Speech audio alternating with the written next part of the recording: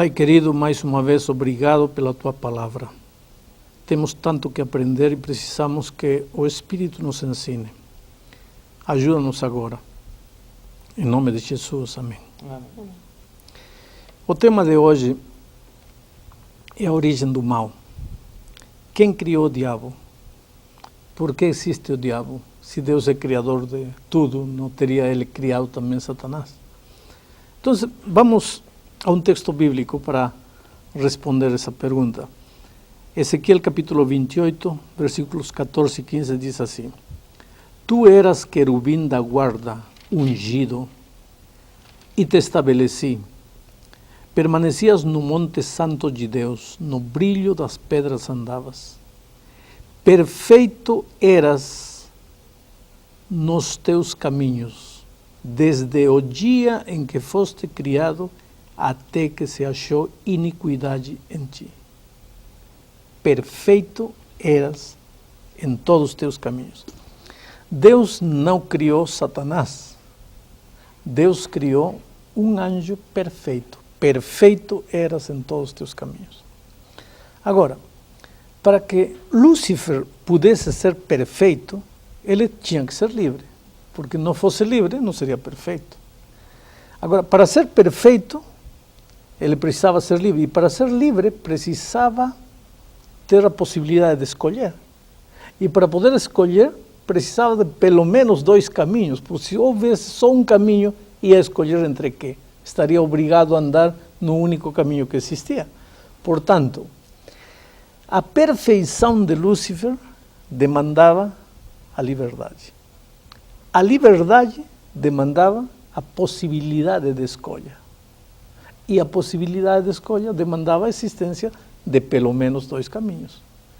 A possibilidade do bem e a possibilidade do mal. Por que um anjo perfeito escolheu a possibilidade do mal é um mistério. Agora você vai dizer, pastor, quer dizer que já existia a possibilidade do mal? Existia. Então Deus é o criador do mal. Espera um pouco. Existia a possibilidade do mal, mas a possibilidade do não é o. Vou ilustrar o que estou dizendo. Nós três temos possibilidade de contrair AIDS, sim ou não? Possibilidade? Sim. Isso quer dizer que estamos com AIDS? Não. Não. Ah, então a possibilidade de não é o. O fato de existir possibilidade do mal não quer dizer que havia mal. O mal começou quando essa possibilidade foi escolhida voluntariamente, livremente. Agora, por que um anjo perfeito que podia ter escolhido a possibilidade do bem, escolheu a possibilidade do mal? É um mistério. E sobre aquilo que a Bíblia não revelou, por que eu vou fazer conjecturas humanas? Uma coisa eu sei. Lúcifer, esse anjo perfeito, vejam o que diz o versículo 17, elevou-se o teu coração por causa da tua formosura, corrompeste a tua sabedoria por causa do teu resplendor, então lancei-te por terra diante dos reis, te pus para que te contemplem. Quer dizer, esse inimigo, esse anjo perfeito, de repente virou-se um poço de egoísmo, de cobiça, de orgulho, de inveja, de maldade. O texto bíblico diz que esse anjo mau, agora já não mais perfeito, mau, ele tentou tirar Deus do trono. Isso está aqui em Apocalipse 12. Tentou arrebatar o trono de Deus. Houve uma batalha lá nos céus e o inimigo foi derrotado nessa batalha. Capítulo 12, versículo 7, diz assim: houve peleja no céu, Miguel e os seus anjos. Miguel é a raiz hebraica para Cristo. Miguel e os seus anjos pelejaram contra o dragão. Também pelejaram o dragão e seus anjos. Todavia não prevaleceram, nem mais se achou no céu o lugar deles. E foi expulso o grande dragão, a antiga serpente que se chama Diabo e Satanás, o sedutor de todo o mundo, sim, foi atirado para a terra e com ele os seus anjos. Por que os seus anjos? Porque quando Lúcifer deixou entrar o orgulho em seu coração e se tornou o diabo, escolheu a possibilidade do mal. do mal, ele começou a semear esse espírito entre os anjos e conseguiu enganar uma terceira parte dos anjos. E com essa terceira parte dos anjos tentou arrebatar o trono de Deus. Houve uma peleja, foi derrotado e foi expulso dos céus. E agora, a que se dedica o inimigo hoje? Somente a semear dor, tragédias, a criar problemas e dificuldades para o ser humano. Em realidade, já que não conseguiu com Deus, agora quer destruir a raça humana, que é objeto de todo o amor de Deus. Pastor, por que Deus, na sua imensa sabedoria, ele, como o senhor falou, ele sabe o princípio, o final, desde o começo, mas por que ele não destruiu, então, logo Satanás nesse momento? Por que ele precisava ficar vivo para causar tanto problema? Uma boa pergunta. Satanás se rebelou, enganou uma terceira parte dos anjos. Deus podia ter aniquilado todos eles. E tchau, acabava, não havia mal, não tínhamos que estar sofrendo hoje. Exatamente. Só que Satanás enganou essa terceira parte dos anjos com a seguinte receita: Deus é mau, Deus é abusivo, Deus é ditador, Deus estabeleceu uma lei que não podemos cumprir. Se nos atrevermos a discutir com ele, ele nos mata. Agora, se Deus matasse todos eles, o que ia acontecer na mente dos anjos que não caíram? A dúvida. Ah, ele tinha razão. Se a gente se levanta, ele mata. Então, a partir de aí, os anjos não caídos teriam obedecido por medo. E obediência por medo para Deus não é obediência. A obediência só tem valor se é por amor. Por isso, Deus teve que deixar vivo Lúcifer até hoje, com todo o sofrimento, com toda a dor que a raça humana vê. Os anjos não caídos, os seres que existem em outros planetas, fora da galáxia nossa, olham para esta Terra e a estas alturas da vida, eu penso que eles estão olhando assim, dizendo, realmente já chegou o momento. Está provado que Satanás está errado. Satanás não tinha razão. E agora sim chegou o momento de acabar com eles. Agora, o senhor falou em outros planetas, né? Outras galáxias. Isso tudo que você estava falando para a gente, até Apocalipse capítulo 12, isso aconteceu no céu, na atmosfera do céu. E como isso agora veio parar aqui na Terra? Justo aqui, né? Justo aqui, e onde que nós, seres humanos, entramos nessa história do mal? Bom, volto a repetir, eu só posso responder o que está escrito na Palavra de Deus. O que não está escrito, não posso fazer conjecturas humanas. Eu humanamente penso, o diabo pode ter ido a outros planetas habitados, porque embora a ciência hoje está querendo descobrir se em Marte há vida, se em Mercúrio há vida, se em Júpiter há vida, eu já posso dizer que não há vida. Neste sistema planetário solar, não há vida mais do que na Terra. Agora, fora deste sistema planetário, porque este sistema planetário no universo é como um pinguinho de areia, não é nada diante do universo imenso. Há outros seres, e eu posso mostrar isso, inclusive aqui, lendo o livro de Jó, eu posso mostrar em Jó capítulo 1. Vejam, no versículo 6, diz assim: Num dia em que os filhos de Deus vieram apresentar-se perante o Senhor, veio também Satanás entre eles. Que filhos de Deus eram esses? Filhos de outros de outras galáxias, filhos de outros planetas, seres, não digo seres humanos, mas eu não sei que forma tem, a Bíblia não me revela nada. Criados. Seres criados de outros planetas. Então, Satanás, os anjos, não são os únicos que existem. Agora, a tua pergunta era... Como que o mal veio parar aqui? Justamente aonde aqui. Que nós, você seres está querendo humanos... dizer que talvez ele tenha passado? O inimigo tenha passado por esses lugares, tenha fracassado, e aqui, por algum motivo que a gente não entende, Adão e Eva foram os que aceitaram o convite do inimigo, caíram e foram enganados, e agora nós estamos pagando as consequências. Pastor, agora, realmente, o pecado está instalado e os seres humanos sofrem demais por conta disso. Agora, por que acontecem algumas diferenças, né? Parece que existem pessoas que sofrem mais do que outras, né? Eu, por exemplo, conheço uma senhora que, em questão de 6 meses, perdeu 2 filhas, perdeu o marido, a mãe ficou doente, enfim, uma série de perdas, assim, violentas. Enquanto outros parece que passam uma vida inteira sem problemas. Lógico, nós sabemos que tudo isso é o pecado na vida do ser humano. Mas por que Deus não interfere de alguma maneira? Veja, existem vários motivos para o sofrimento humano, embora nosso tema não é sofrimento. Todos sofremos porque estamos vivendo num mundo onde a dor é uma lei da vida. Quando o sol sai, Cristo mesmo disse isso, sai para justos e injustos. Quando a chuva cai, cai para justos e injustos. E quando a dor cai, cai para justos e injustos. Por favor, não me diga, um avião caiu e os cristãos se salvaram. Não, não existe isso. A dor é universal. É para os cristãos, é para os não cristãos, é para os que amam a Deus, é para os que não amam a Deus. A dor existe neste mundo. Então, sofremos porque vivemos num mundo de dor. Mas sofremos também porque muitas vezes somos desobedientes. Já disse que Deus tem estabelecido normas para proteger a vida. Assim como no trânsito tem leis, semáforo vermelho é para parar. Não parou, bateu. Agora, o que acontece com o ser humano? O ser humano diz, Deus me está castigando. Tudo que é sofrimento é castigo de Deus. Espera, Deus não está te castigando. Você bateu o carro porque passou a luz vermelha. Isso não é castigo de Deus. Eu fumei e peguei câncer. Não é castigo de Deus. A consequência da decisão errada. Bebi toda a minha vida, agora estou com cirrose no fígado. Isso não é castigo de Deus. Isso é consequência da minha vida errada.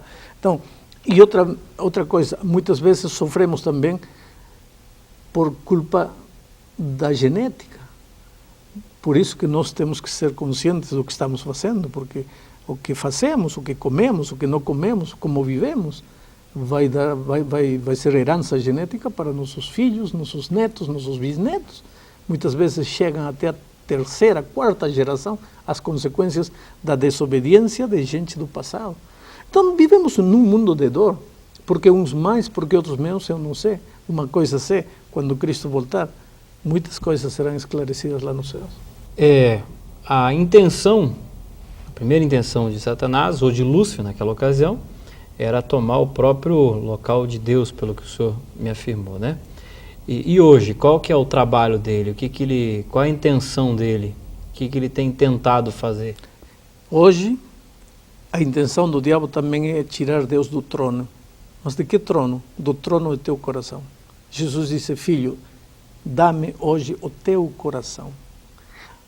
O tesouro mais precioso que nós podemos dar a Deus é o nosso coração. E o diabo tenta tirar Deus do trono do nosso coração e se colocar nele. Só que para isso ele não vem como diabo. A tentação é interessante. Diz aqui em Apocalipse, descreve a Satanás, vou ler de novo Apocalipse, diz o sedutor de todas as nações, sedutor. A arma dele é a sedução, é a tentação. Ele, para destruir a vida de um homem, pode se disfarçar de uma mulher bonita. Para destruir a vida de uma mulher, pode se disfarçar de um homem bonito. Se disfarça de uma filosofia bonita, muitas vezes até de uma religião bonita, de uma música bonita, de uma literatura bonita. Não interessa o método. No Éden, para enganar a Eva, se disfarçou de um animal bonito. A serpente era o mais belo dos animais naquela época.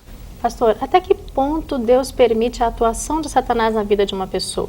O senhor está citando, né, que Satanás pode se disfarçar de uma bela mulher para um homem, enfim, alguma tentação para as pessoas. Até que ponto Deus permite que ele haja na vida de uma pessoa?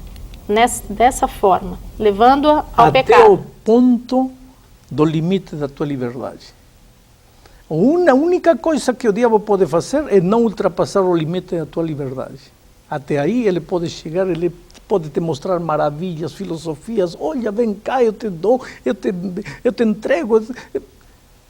Mas não pode passar o limite da tua liberdade. Se você peca, é porque você quer. Se você cai, é porque você aceita.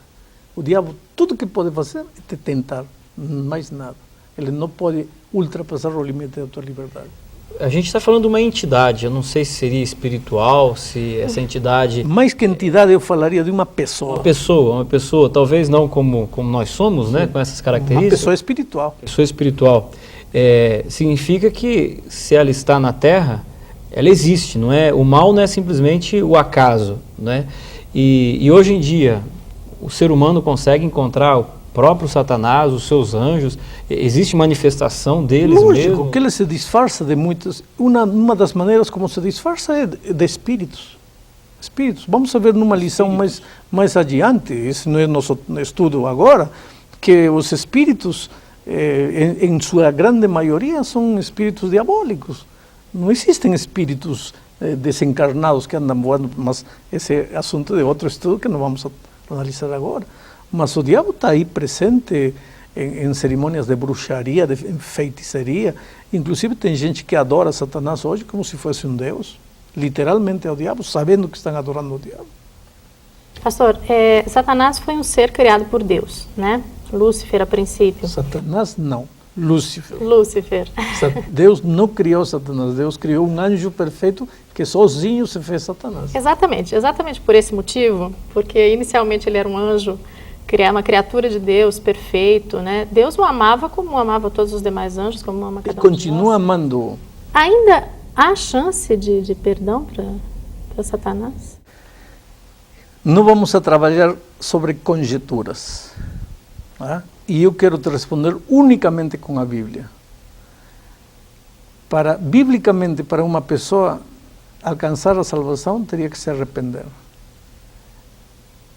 Tudo indica na palavra de Deus que Satanás chegou ao ponto de não retorno.